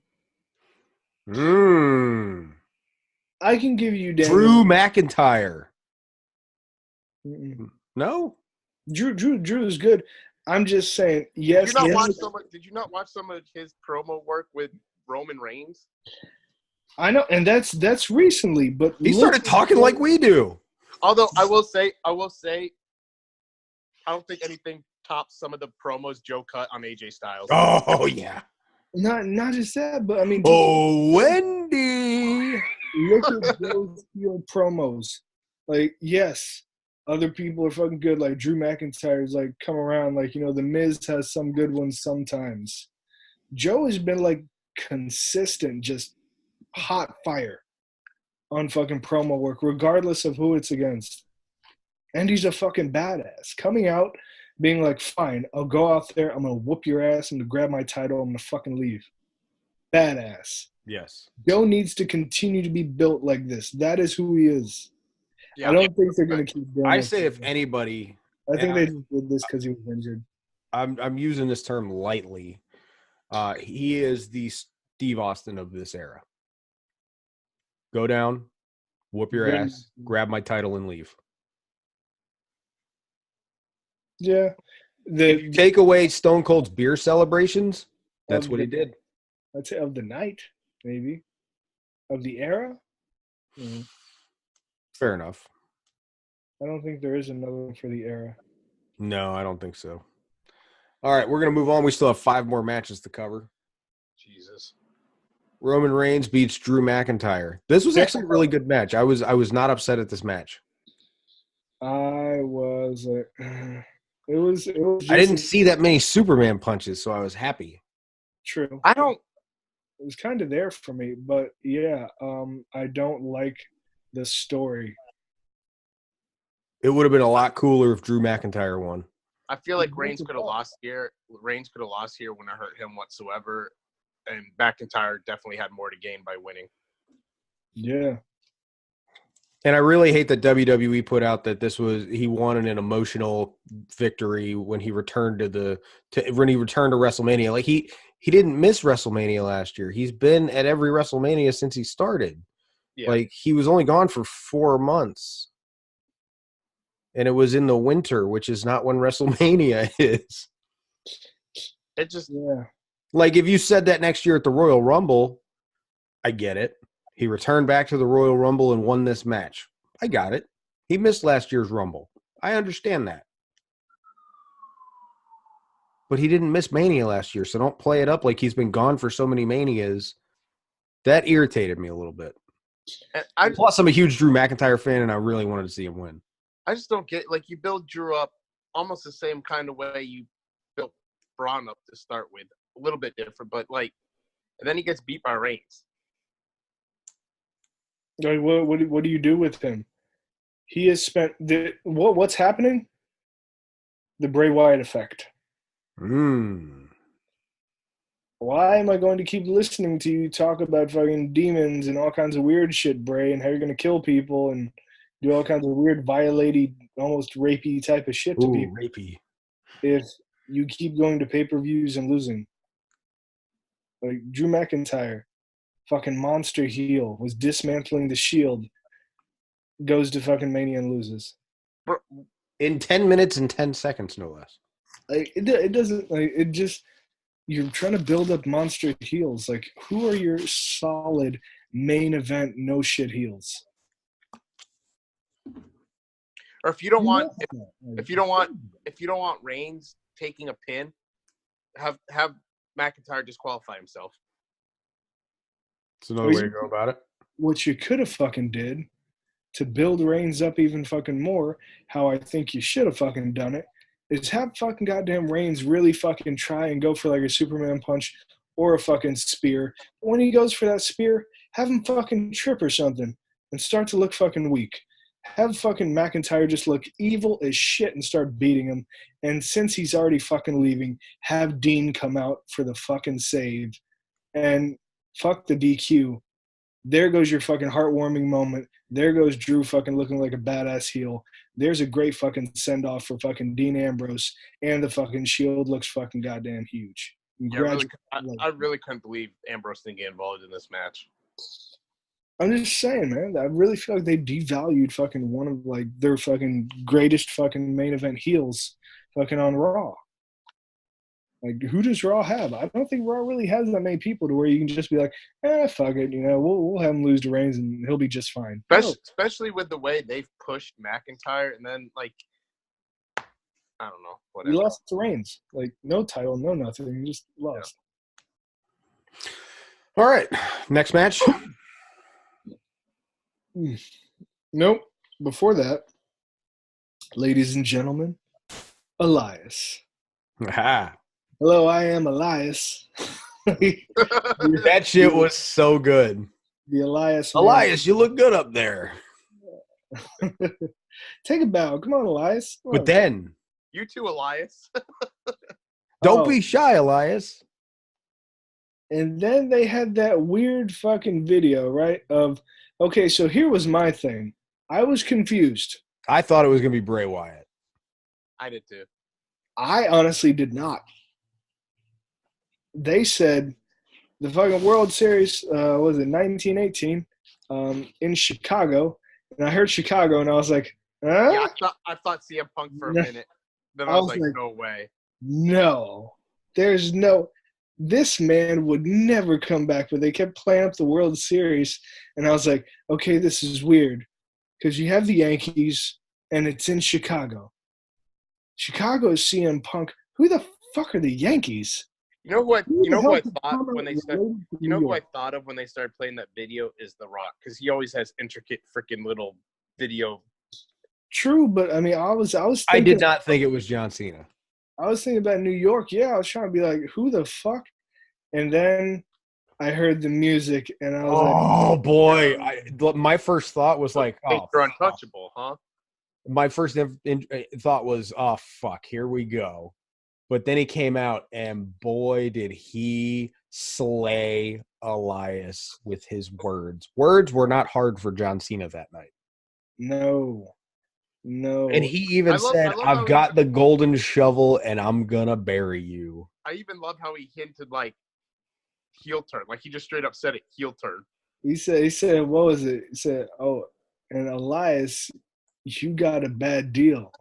You sitting in the ring when John Cena about to turn heel. Yeah. And it was great. Like, the three of us, we can all enjoy this. But you know what? And I thought about it. And I realized it's okay that he didn't get a huge pop. Because 2004? Was that the last time? Or was it before then when that was the last time? 2003? 2004? It was 04. I think it was after he won the world title. Mm-hmm. Yeah, so 15 years, 14 to 15 years. There are probably a lot of people in that crowd that have no idea what's going on. Yeah, they're probably just sitting there like wondering. But we're sitting there, we're just like, oh boy. I was like, holy fucking shit, is this happening? And you guys will be happy to know, I did send a couple memes and everything to fucking Unforgiven 05 or White Chavo while he's putting in work in Hawaii. He sent me back a video. He actually watched it. I'm glad he could fucking say something. No, he fucking sent me back videos of my genuine reaction. He was like recording it. He was like, he's all like schoolgirl giddy when he saw John Cena. I'm not gonna lie, I was kind of iffy on it when he was coming out, but when he started talking, boy, did he fucking kill it. I was actually kind of confused. I was really confused when he came out. I was like, what is this? But I did see an interview afterwards when they asked, when he was asked about it. He's all like, yeah, he was even explaining how he shouldn't have been in a match because he's been like off doing like films and everything. He's like, yeah, it wouldn't have been right for me to take, like anybody's spot. Like, they don't need fucking John Cena. They don't need any of us. Like, they got it. They still sold everything out without anybody, any of us, any without my name being on anything. He's like, I just wanted to come here. I didn't want to take up too much time. I wanted to provide a moment and everything for everybody. So that made me kind of sad because he's on that status of Stone Cold and The Rock where they're just going to make appearances now. not only that, but I was like, damn, I literally kind of wanted to see you turn heel for 15 fucking years. And you do this, and now you're not even going to fucking go to hell, John. You fucking dick. I'm not going to lie. After seeing what he did at Mania, it made me want to see the Doctor of Thugonomics make a return. I thought about that, but then I realized I was like, you know what? No return for the Doctor of Thugonomics. Eventually, that doctor would have to take his hat off. No, thank Maybe you. he found Rogaine or Just for Men. That's an old doctor. Aren't most doctors old? True, but those are usually like doctor of orthopedics. Podiatrist. The podiatrist of Thugonomics. All right, let's move on to this next these last 4 matches and get this shit show over with. No holds barred. Triple H beat Batista. Red Tista. I was very sad. I know, Blue Tista. Yeah, he was just Boo Tista at this point. It's nothing without the L, which he took at the end of the match. He was. I'd actually say he's probably more along the lines of Brutista, because that man was not sober getting into that ring. Fuck no. Brew. Whoa. Whoa, look what you see him laugh afterwards. Like, oh, look what I did. He's all like, hey, contact man. No, this match was so slow. They took some pretty tough spots, not going to lie. Well. And those tables did not break. No. So that hurt. Yeah. And the one that did break, he took a fucking monitor to the dome. I know. Losing all around, man. Just losing situation all around. Lost consciousness to the monitor, lost the match, lost his nose ring. Just getting fucking kicked out his legs on the pedigree. Yeah. Lost his ACL. Lost his footing climbing into the ring. Oh, yeah. Before the match even starts, this dude trips. Damn near rolls into the ring. I'm so glad to finally understand that you do not pay attention, because we already talked about that. We had a full-blown discussion. That's why we called him Brutista. It's all good, though. Are you there? Yeah, my bad. Turn the TV off. We've only got a couple matches left. Playoff hockey's on the TV. Who gives a fuck? I do. I'll watch when it's the finals of the Stanley Cup. Anyway, Triple H won. What did he do to Batista? What happened? Pulled out his nose ring. Yeah, I already talked about that. Hit him with the sledgehammer. Yeah, the sledgehammer thing was kind of neat. Ric Flair showed up. Yeah, Ric Flair distracted him, and he jumped off. But no, I'm talking about the spot on the stairs in the ring. Where he jumped off and hit him with sledgehammer? Batista's back and tailbone hit all of that. And then he slid right off that motherfucker, too. Oh, yeah. He powerbombed him, didn't he? Yeah. Yeah. Triple H gave him a power bomb. He was still on the second rope, or the second turn, the middle turn. That's right. Triple H slid out and power bombed the shit out of him. Ugh. On the steps. Yeah. And Triple H won. Yeah. He officially retired after that match too. Oh, did he? Yep. Yeah. So I mean, here I thought, we were going to have, Triple H fucking like step down and go do his thing, but really, this was a retirement match for Batista. No one even knew. I mean, you kind of figured he doesn't retiring Batista. I mean, you got to think. I mean, you kind of figure that was not he was not going to do it anymore because he hasn't been doing it. True. Plus, he's got like movies all the time now. Yeah, he's got movies coming up. Really funny movies, too. That dude can act, and he's funny. He really is. I wouldn't expect it, honestly. Yeah, like you can't wrestle, bro, but man, can you act? Maybe you could act like a good wrestler? I don't know. Time has passed. Damn it. Oh, man. So next, disappointment of the night. Fuck. This upset my soul because last week we had talked about it, and we really wanted John Cena to basically whoop the shit out of Baron Corbin and take the spot and fight Kurt Angle in his last match. So Drew McIntyre is still my disappointment of the night. But yeah. Well, I thought it was the Iconics or No. the Raw tag titles, or how many disappointments are we allowed to have? One on the pre-show, one on the main show. Okay, so what your one on the pre-show got it. What's your one on the main show? Drew McIntyre losing, obviously. Okay, so why is this a disappointment? This is a disappointment because it served no purpose. Not disappointment of the show. It's just why. The fact that you had John Cena in that freaking building and did not put him in the ring with Kurt Angle. Yeah, like honestly, when he was talking about he didn't want to take away a match from any of these other superstars, I get it. But this isn't this is not just any match. This is Kurt Angle's last match. I mean, I get it. This is a match that made sense for you to be here for.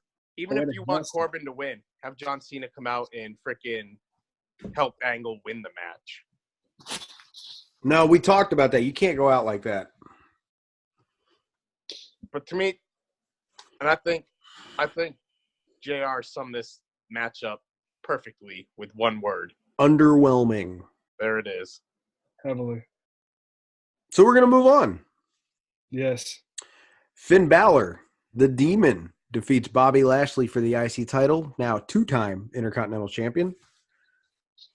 I liked this match. This was a good match. This was actually a match, not just a squash. Which I fucking enjoyed it. I was like, this is really fucking good. Very much.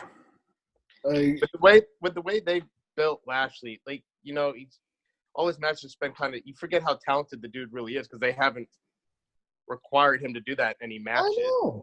I know. I think Balor has a way of making these big guys work too because he did the same thing with Lesnar. Yeah. And he made Lashley work, and this was a great match. I don't think it's so much he made Lashley work. Lashley can work. Yeah. He's not an old, out-of-shape fucking big guy. The dude held every title in fucking Impact. TNA. Which I'm hoping they're setting up for a Lio Rush, Bobby Lashley feud. No. Why? Why not? Because they work well together?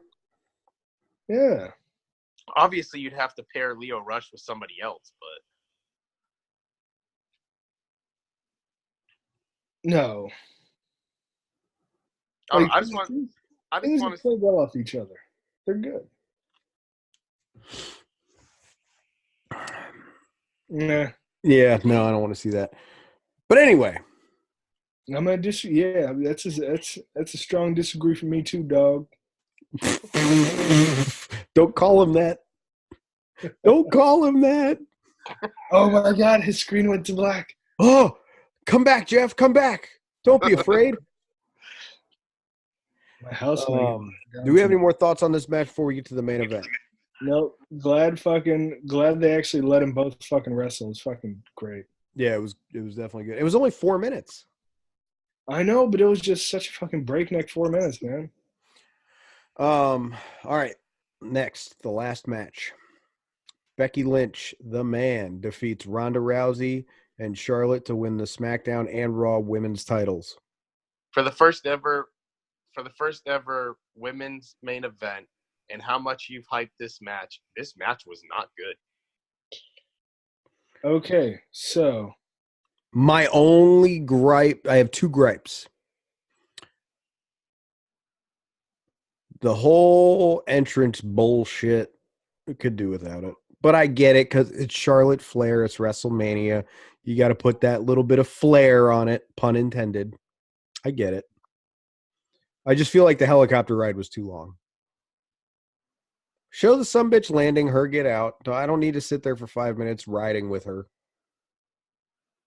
Or watching her walk into the arena. Yeah, that was just a long walk. Could they have landed farther away? Next, the finish. They botched the fuck out of it. Okay, so from what I read, I don't think they did. yes, Ronda's they did. shoulders were not on the mat when he was counting.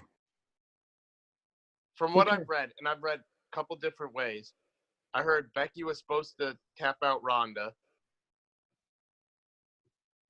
And then I heard that was the plan. Ronda wasn't supposed to take the pin. It was supposed to be Charlotte that got tapped out by Becky. And when she rolled her up, when the ref started counting before her shoulders were down, it threw their timing off. And I've also heard that was the planned finish, but that the ref just started counting too early. But either way, like, I guess Vince pulled that ref aside and fined him. Okay. So whatever, we'll probably never know what the planned finish was going to be, but that apparently was not it. I honestly feel like that was the planned finish. Because I feel like if not, it gives Ronda an out, though, that her shoulders weren't down. Yeah, and that's my problem with it. I don't like that fucking the announcers talked about it. I really don't. Because now They did. Okay, so I get that, but if you go back and look, they spent very little time on it. All it was Corey saying, "Look right there," and that was the end of it. And no, because then he was like, I just feel like for the first ever main event, I'd like a more definitive finish. No, don't do that. But even still, Kyle, like, it was so, like, even if that wasn't the plan, it was so blatantly obvious you can't not acknowledge it.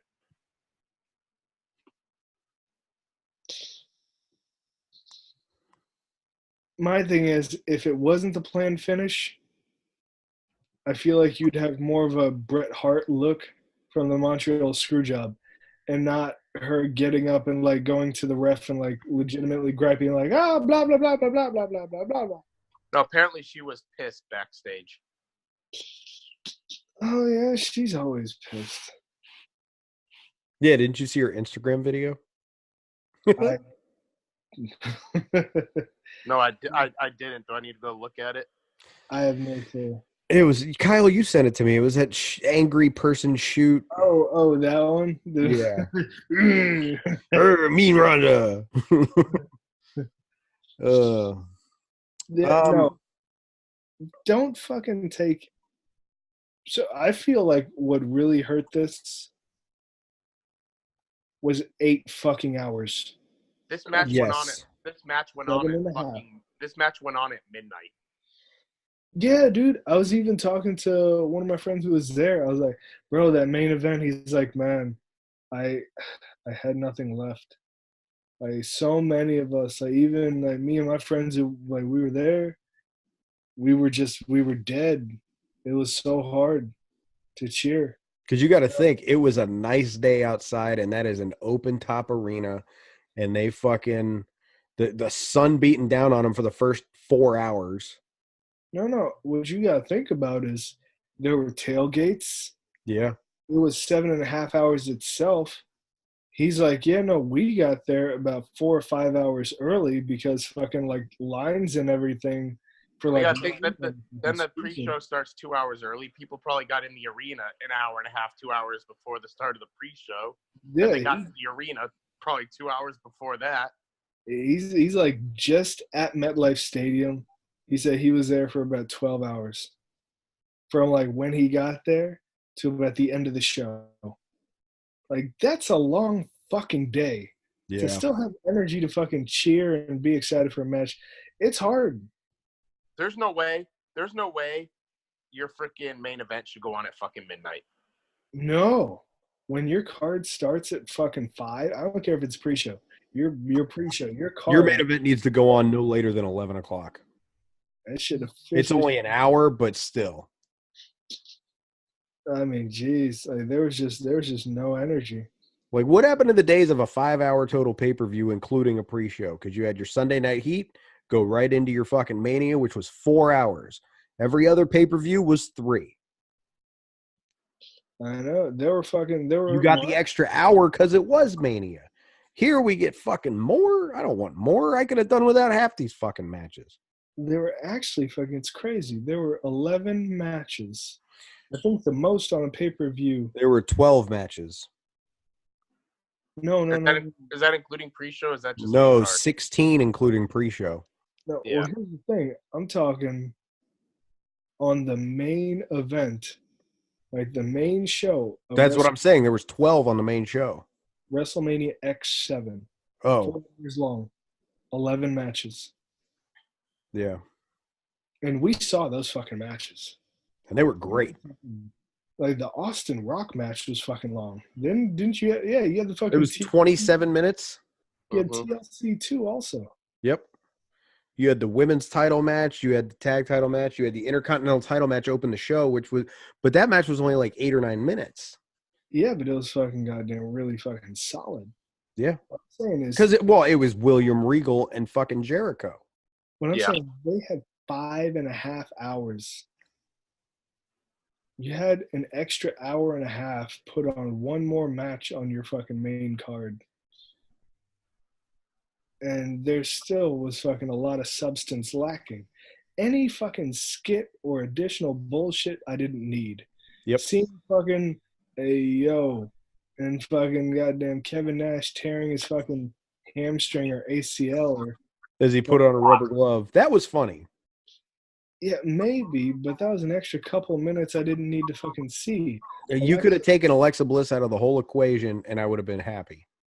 Yeah, like these minutes are precious when you're fucking talking about fucking fandom paying for this show and sitting here for what is the equivalent of a goddamn work day to watch fucking wrestling. Yeah. I thought this was a good match. I really did.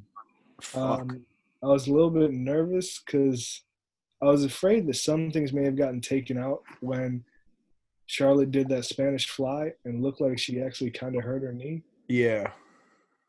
I know she sat outside the ring for quite a while after that. She did. She wasn't on TV this week either. Neither was The Miz, was he? Miz wasn't. Ronda broke her hand. She's off TV. So that's what I'm saying. Like, I think that was the planned ending, but I think it just got to the point once you lost Charlotte, there were things that kind of got exposed, whereas we were talking about last week. Now here's another thing. You think that was the planned ending, or do you think Charlotte got hurt and they just tried to end it? I think that's more like what it could have been. Like Charlotte got hurt, and that's why they just wanted to end it. Yeah. I think there were more spots because it ended like Becky was celebrating and everything at like 12:20 or something. And I was like, damn, this went like 7 hours and 22 minutes. I figured it was at least going 7.5 hours. I think like those extra fucking like 7 to 10 minutes, Charlotte doesn't get injured, you're still fucking pulling more off and you're going to fucking get the finish that you want. I think that was a finish that was just put up there because like, hey, like fucking Charlotte's out. There are things that are supposed to happen that we can't do anymore. Yeah. Like pin now, call. That's what that goes back to they just didn't have enough confidence in Rousey to carry a match. Anyway, I think that's enough for WrestleMania. Yeah, man. Let's hit the fucking key points for Raw and SmackDown real quick and get out of here. If you're still with us, thank you. Raw was blah. Undertaker showed up. Blah. He looked good, though. I did watch that. He did look pretty good. The best I think we said it's the best he's looked since his match with Lesnar at SummerSlam, like 2015. Yeah. I will say this: he needs to let that hairline go and just shave that shit. Oh yeah. Let's see. I know Kurt Angle. So fucking Ryder and Hawkins retain the tag titles. Yeah, they defended against the Revival again. Yep. Again? Yep. They beat the Revival 2 nights in a row. Yep. Kurt Angle came out for his farewell speech, shook Corbin's hand, and said, "I wish you the best of luck." And Yep. Corbin got all smug, and then Angle said, "Bad luck," and then gave him the Angle slam. And that's when Lars Sullivan came out. Yeah, that's one I didn't get to. Like, probably the dude's last time on Raw, and Lars Sullivan comes out. Yeah. Which, whatever. Anything else worthy of noting aside? Oh, Sami Zayn came back. Sami Zayn did come back. And from what I saw from highlights, that was a hell of a match. Well, I mean, it had Sami Zayn in it. And Finn Balor. And Finn Balor, yeah. Sami Zayn versus Finn Balor? Yep. Yeah, for the IC title. Oh, damn. Maybe I should watch Raw. Maybe. No, I think I'm going to. I mean, that's really all the talking points. And then SmackDown. I didn't see anything from that. Was Becky Lynch out there? Which show she was on Raw and SmackDown. Oh, yeah. I did see this. Oh, Lacey Evans going after Evans, Becky. Lacey Evans clocked the shit out of Becky. Yes. And then they brawled up the ramp, and Lacey Evans had on a really, really tight dress that was going up as they went down. Why? Maybe she's not hurt anymore? Well, why Lacey Evans? Why not? Yeah, why not? She hasn't fucking done anything. She was in the Royal Rumble match. She hasn't fought anybody. In what realm are you just like, you? Okay, Kyle, who would you have? Who would Becky's first feud be if you were head of creative? Sasha Banks.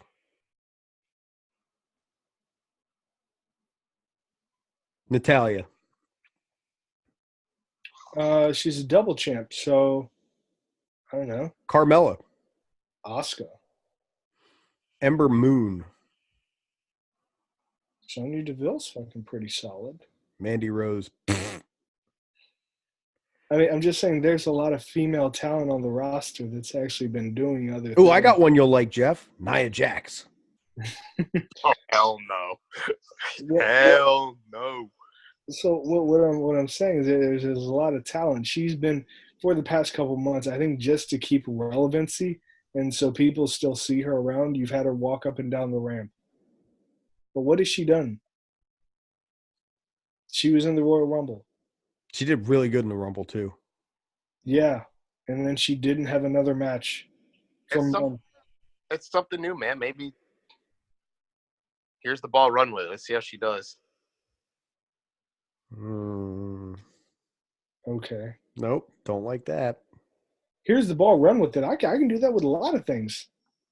But this feud? Okay, Mr. Take the Ball, Run with It. Kofi Kingston is your WWE champion.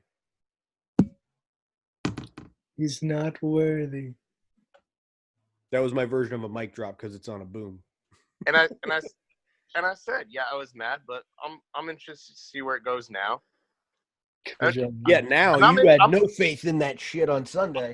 I'm interested to see what the hell they're gonna do with these two. Is she just gonna have two feuds, one on Raw, one on SmackDown, then have to fight two matches every pay-per-view? I have no fucking clue. Like, I don't know if they unified this, and now the fucking next. I don't know. Maybe how's the unification gonna work then? Because unless you have her, how do you choose what show her feud comes from? There's so many questions that need answered. How do they do it with the women's tag titles? Multi-person team matches is what looked like how they're going to do it. Oh, wow. Look at that. Multi-person matches for the unified women's title. How about that? Yeah, but do you want to see that every fucking time? I don't want to see fatal four-way tag title matches every goddamn month, but I do. It's a fact. You know what I'm almost afraid of is they did this because they're going to give the women their own show. Why are you afraid of that? No, they're not going to do that. Because that's more wrestling I have to watch every week. You don't even watch all the wrestling now. He watches. I watch SmackDown, Raw, and NXT. How'd you watch NXT? We were doing this. I watch it usually Thursdays, so I can fast forward past the shitty parts. I'm just saying, he does watch 6 hours. That's fair. It's a lot of wrestling. If they gave women their own show, that'd be like another hour or two, probably 2 hours, because they have their belts, the tag belts. They have to create feuds, plus fucking 205 Live. That's not saying you'd watch all of it, but you're looking at between 8 to 10 And you're not hours. even looking at all. You're not even looking at NXT UK either. God, fucking 10 hours, like 9 to 10 fucking hours a week. Oh God, this is becoming a full-time job. Yeah. All right, folks, that is the last WrestleMania X podcast you will ever hear. I quit. I don't know. I'm kidding. We're not going up there. We're still going to do this because for some fucking reason we still watch. Is she gonna drop one of these titles right away? I don't know, dude. I guess only time will tell. Hey, Becky 2 belts. I don't see why. Hey, old Becky 2 belts. I don't see why the title was ever taken off Asuka, but whatever. What happened on SmackDown? Becky got clocked in the face by. That was on Smack. I thought that was on Raw. Nope, that was on SmackDown. You sure? Because it was in the Raw top 10 moments. No, it happened on SmackDown too. She got clocked in the face twice. How? Yeah.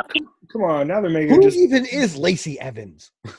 They're making her look dumb. How you gonna get they had a fatal 4-way match. It was like Mustafa Ali, somebody else. I have to look. I forget who it was, but I know. What was it for? Absolutely nothing. But what I'm afraid of is Randy Orton came out and RKO'd Mustafa Ali. And then Samoa Joe came out and choked somebody out. I forget who it was. R-Truth. R-Truth, yeah. I got that update. Yep. And then... Oh, Carmella had a dress on that looked fine. She looked good, bro. Got to give credit. Let me look this up. Hold on. Oh, be quick about it. I want to go. Yeah. Try to remember what the freaking. It's obviously not that important. The only thing y'all need to know is next week is the Superstar Shakeup. Sure is. On SmackDown. So we will. Oh, what? Oh, I remember the main event now. It was the freaking the Bar versus the New Day with the new friend they made on Raw, Drew McIntyre. Hey, wait, what? On SmackDown? Drew McIntyre was on SmackDown. Wasn't Braun Strowman on SmackDown as well? What? Yes. I didn't even fucking watch this shit, and I'm telling you what happened. Yes, no, Braun Strowman was on SmackDown as well. So I don't know if this is like a precursor to what's going to go down on the Superstar Shakeup. I'm kind of excited now. I would like to see some of the great talents that aren't being utilized on Raw go over to SmackDown and be utilized. What the fuck? I wonder if they're going to do an IC title, US title swap. Ooh. Now I have even more of a problem with this shit. Why? Drew McIntyre, built as a great fucking heel on Raw, loses to Roman Reigns, go to SmackDown. Hey, how did him and the New Day become friends? And the New Day were on Raw? No, the New Day. Yeah, no, just Kofi Kingston. No, the Bar. The Bar. Did Drew McIntyre come out with the Bar or the New Day? He came out. It was the New Day versus the Bar and Drew McIntyre. Oh, okay. See, the way you said it made us think he was with the New Day. All right, cool. He's still a heel. And I'm wondering how much Okay. Yeah. I'm wondering how much this Superstar Shakeup is going to be them getting ready for their SmackDown switch to Fox in a couple months. Well, if that is the case, then they better switch the IC title with the US title, put Joe on Raw, Damn, I don't want Joe to leave SmackDown. But think of the feuds Balor could have. Balor could have on SmackDown and Joe could have on Raw. Or next week, you fucking have someone come over from Raw, beat Joe. I'm calling it right now. Next Monday is going to be Bray Wyatt's return. No, I don't think so. Yep, watch. Nope, not till after he has the baby. I want to see Balor and KO. I want to see fucking Balor. And then Zayn and Joe could be pretty good, except you'd have two heels. Doesn't matter. It'd be just like the fucking two faces on NXT, Zayn and Nakamura. What I want to know is what's next for Kofi. He can do anything. This is literally uncharted territory for Kofi. You can. I want to see a Big E heel turn so bad. Why? Because, dude, Big E's fucking badass. You're a fucking hater. So is Xavier Woods though, but I feel like they would never in a million years give him a fucking singles push for some reason. Fucking hater. Anyway, we could talk about this next week. We're 2 hours into this. Yeah, we are. I'm good. You good? Right. Yep. All right, folks. Thanks for tuning in. If you made it this far, we appreciate you. Check us out on Facebook at facebook.com/WrestleManiacs1 and check us out on Instagram at WrestleManiacs1. Have a great night. Hope you enjoyed. I sure as fuck didn't. Superstar Shakeup!